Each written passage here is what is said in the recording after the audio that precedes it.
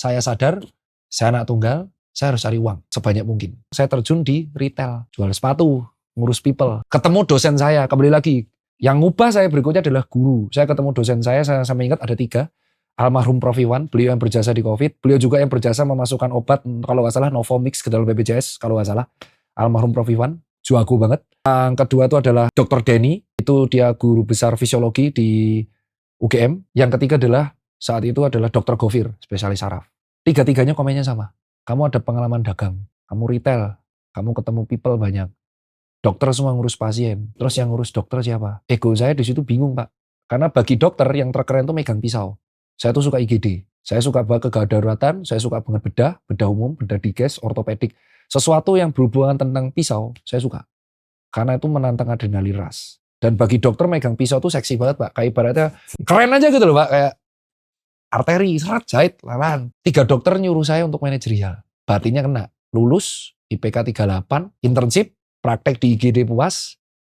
Setelah selesai internship di tahun 2016, dapat masukan dari orang. Saya membuat keputusan terbesar mengubur mimpi, Pak. Mimpi saya jadi dokter ortopedik dan bedah itu saya kubur dalam-dalam di 2016. Karena saya melihat bapak saya itu tua dan beliau jujur. Saya tanya jujur, jadi kayak ibarat Pak Gita tuh bapak saya. Dan saya tuh orang yang nggak bisa filter. Jadi, Pak kalau uang tabunganmu buat spesialis, papa mama nggak punya tabungan lagi buat liburan gitu?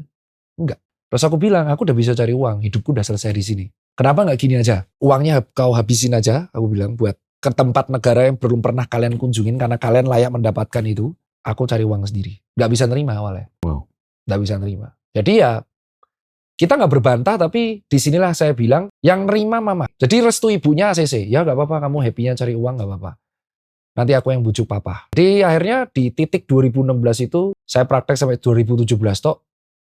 2017 mimpi menjadi dokter praktek tak kubur. Karena saya melihat kalau saya tetap ego di spesialis, saya tidak memberikan kesempatan bapak saya yang udah usia 58 untuk menginjau hidupnya.